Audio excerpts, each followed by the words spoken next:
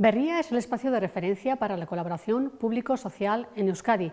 Esta iniciativa, impulsada por el Departamento de Igualdad, Justicia y Políticas Sociales del Gobierno vasco junto al Consejo Vasco de Voluntariado, se puso en marcha en 2017 con un primer ciclo para explorar y promover nuevas formas de relación entre la Administración Pública y la ciudadanía a través de una serie de encuentros en los que participaron más de 270 personas. Berria inicia ahora un nuevo ciclo en una versión evolucionada y más ambiciosa, con una propuesta que se considera más que nunca esencial para poder atender y dar respuesta a las estrategias desde las que queremos contribuir a mejorar nuestra sociedad en colaboración con la ciudadanía activa.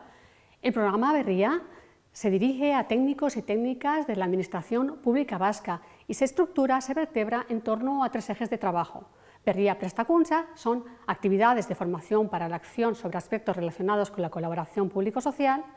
Berria Komunitatea es la comunidad de aprendizaje de Berria para obtener conocimiento desde el intercambio entre pares, y Berria Topaketak son los encuentros anuales y específicos en los que vamos a tratar temáticas concretas en profundidad. Si trabajas en la Administración Pública Vasca y quieres profundizar en estrategias de colaboración con la ciudadanía, el programa Berria te interesa. Suscríbete a nuestra newsletter y podrás recibir información puntual sobre cada una de nuestras propuestas.